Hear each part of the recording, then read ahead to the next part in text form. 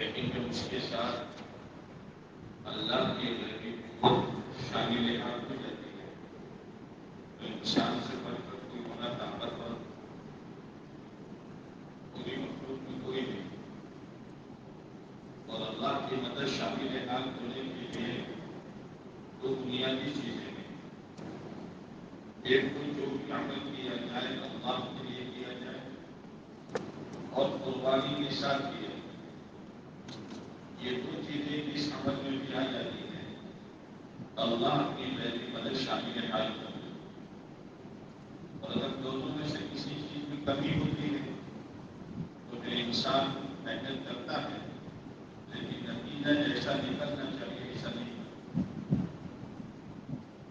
ہم نے وہ بات سنی ہے کہ فرشتوں نے پوچھا کہ اللہ آپ نے سب سے طاقتور مخلوق کون سی پیدا کی؟ تو اللہ نے کہا پہاڑ. کہ زمین ڈگمگا رہی تھی تو زمین کو جمانے کے لیے میں نے پہاڑ کے ٹوٹے لگائے. پہاڑ سے زیادہ طاقتور لوہا کہ لوہے کے اوزار کے ذریعے سے پہاڑ کو ریزہ ریزہ کیے جاتے. اور لوہے سے زیادہ طاقتور کہ آگ جو ہے وہ لوہے کو نرم کر دیتی ہے. اور آگ سے زیادہ طاقتور کہ پانی کہ کتنے ہی اوپر شعلے جا رہے ہیں لیکن پانی پڑتا ہے تو شعلے ختم ہو جاتے ہیں. پانی سے زیادہ طاقتور کہ ہوا کہ بھرے ہوئے بادلوں کو ہوا ادھر سے ادھر مشرق سے مغرب مغرب سے مشرق میں لے جاتے ہیں. اس سے زیادہ طاقتور کہ ایمان والے کا وہ صدقہ کہ اس نے دائیں ہاتھ سے کیا ہو اور اس کے بائیں ہاتھ کو بھی پتا نہ ہو کہ کیا صدقہ کیا. یعنی اخلاص. اخلاص میں زبردست طاقت ہے اور اس کے ساتھ ساتھ قربانی. قربانی کے بغیر تو اس کام میں جان پڑتی ہی نہیں ہے. قربانی جو ہے اس کام کی کھاد ہے. جتنی کھاد دی جائے گی اتنی فصل جو ہے وہ عمدہ سے عمدہ تیار ہوگی. دوسری بات کہ یہ ہمارا کام ہماری تربیت کے لیے اس میں کوئی شاباشی کا ملنا کہ کوئی انعام کا ملنا یہ نہیں. ایک بندہ پورا گجرات نظام الدین گیا ہوا تھا جیسے جوڑ ہوتے تھے صبح وقت تو ساتھیوں نے کام گزاری سنائی. 4 مہینے کی اتنی جماعتیں چلے کی اتنی جماعتیں رسولان کا یہ وہ بہت اچھی کام گزاری تھی. حضرت مولانا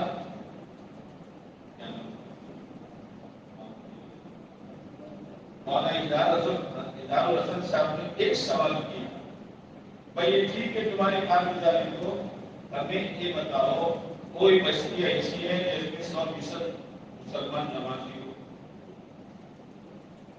یہ ہماری تربیت ہے. جو ذہن اوپر جاتا ہے نا کوئی ایسا سوال کر دیا جاتا ہے جس کی وجہ سے ذرا ہم نیچے آتے ہیں. مفتی زین العابدین صاحب رحمۃ اللہ علیہ کے بارے میں سنا. مولانا یوسف صاحب رحمۃ اللہ علیہ ان کو مختلف تقاضوں پر بھیجا کرتے ہیں لیکن جب بھی تقاضا پورا کر کے آتے تو کارگزاری سناتے. حضرت رحمۃ اللہ علیہ فرماتے ارے مفتی جی کیا کر دیا ہے کہتے کیا ہے کرتے کیا ہے آپ. یہ دوسرے تقاضے پر موقع سے بیچتے تھے. پھر آنے کے بعد کارگزاری اس کے آدمی جب کام کر کے آتا ہے تو ظاہر بات ہے کہ ہر ایک کے دل میں کچھ نہ کچھ جب ہم نے یہ کیا ہے یہ کیا ہے. جیسے مولانا یوسف صاحب رحمۃ اللہ علیہ کے زمانے میں ایک آدمی 6 مہینے لگا کر آیا. 6 مہینے وہ جواب دیتے تو دل میں بات آئی کہ حضرت کارگزاری سنیں گے حضرت کام بٹھائیں گے موان کا کریں گے. اللہ والے ہوتے اور اسی میں ہم دوستوں ہماری حفاظت ہے. بعض دفعہ شیطان کہتا ہے اتنا کرتے ہیں کیونکہ یہ تو ایسی کمی نہیں کرتے ہیں. یہ ہماری تربیت ہے. ان شیطانی وسوسوں میں آنے کی ضرورت نہیں ہے. وہ آئے ہمارے یوسف صاحب رحمۃ اللہ علیہ سے ملنے کے لیے تو مولانا یوسف صاحب رحمۃ اللہ علیہ نے اس طرح سے ملاقات کی. تو ان کے دل میں بات یہ آئی کہ مجھے پہچانا نہیں ہے کہ 6 مہینے والا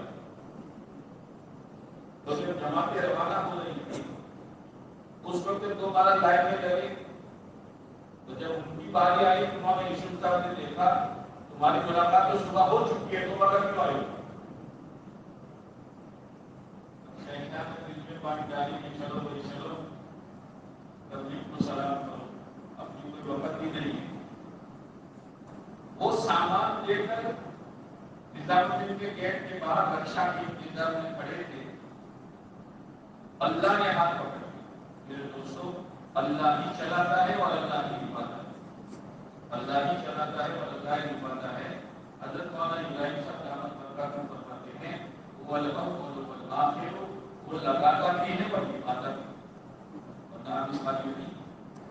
ایک مرتبہ چھوٹے سے میاں رحمۃ اللہ علیہ نے ہمارے گجراتی کے جوڑ میں فرمایا تھا حضرت مولانا یوسف رحمۃ اللہ علیہ کا قول کہ حضرت فرماتے تھے اس کام کی ناؤ کو چلانے والے یہ پرانے ہیں، جیسے کشتی کا چلانے والا بندہ ہوتا ہے، کیا اس کی مرضی کی بات ہے چاہے کشتی کو ڈبو دے، یا اس کی مرضی کی بات ہے کہ کشتی کو پال دے؟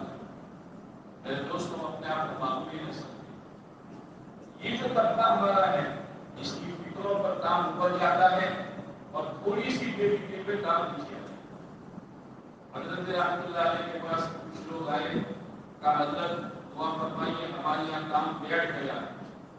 حضرت جی نے فرمایا کام کو کیوں بدنام کرتے ہو؟ یوں کہو ہم بیٹھ گئے ہیں، کام کہاں بیٹھا ہوا ہے؟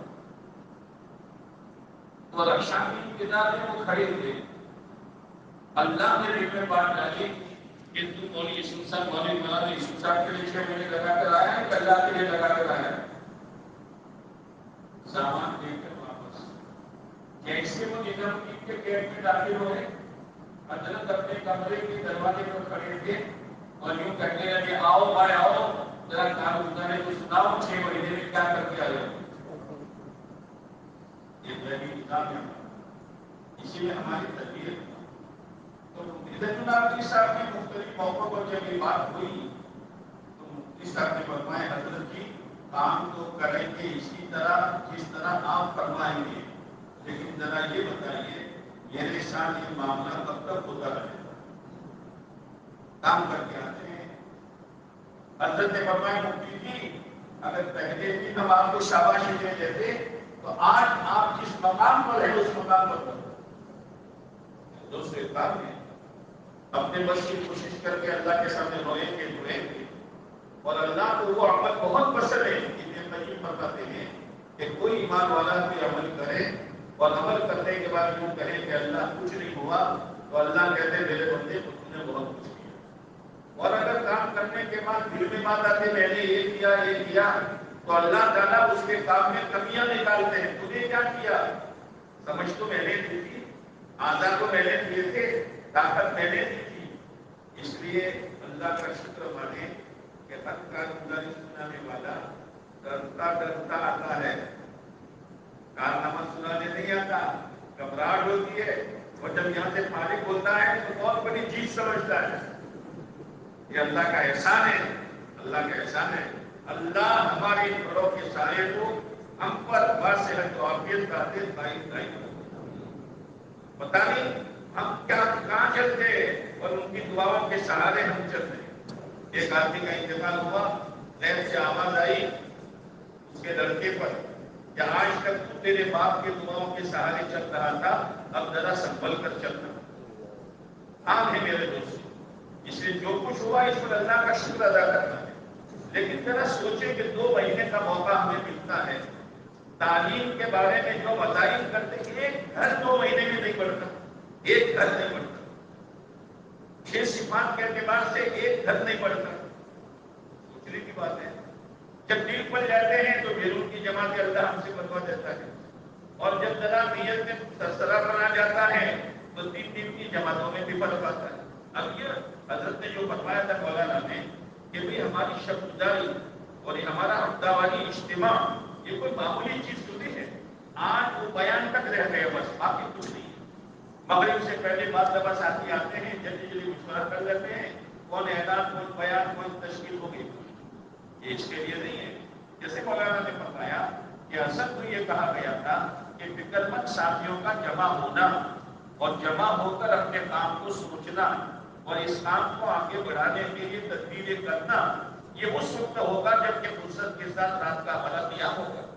اس لیے میرے بھائیوں، ان عزائم میں یہ سب گزاری شب گزاری، یہ رات کے قیام کو بھی سوچنے کی ضرورت ہے۔ اگر یہ مجمع دل پر لے لے، یہ مجمع، تو اللہ کی ذات سے امید ہے کہ انشاءاللہ ہمارا ہفتہ واری اجتماع اور ہمارے فکروں کے لیے جمع ہونا یہ انشاءاللہ بہت مفید ہوگا، اور اس کے اثرات ہم 2 مہینے کے اندر دیکھیں گے کہ 2 مہینے کے اندر کیا فرق آیا، تقاضے کیسے پورے ہوئے، جو مسجدیں کمزور تھی وہ کیسے آباد ہو گئی، اور جہاں تقاضے ٹوٹتے تھے وہ کیسے تقاضے پورے ہوئے، کرے گا اللہ۔ لیکن اللہ ہمیں استعمال کر رہا ہے، اس پر میرے دوستوں ہمیں اللہ کا شکر ادا کرنا چاہیے۔ مولانا ابراہیم صاحب دامت برکاتہ بار بار فرماتے ہیں کہ شکر گزاری کے ساتھ کام کرو، کوئی بھی عمل ہو جائے اللہ کا شکر ادا کرو۔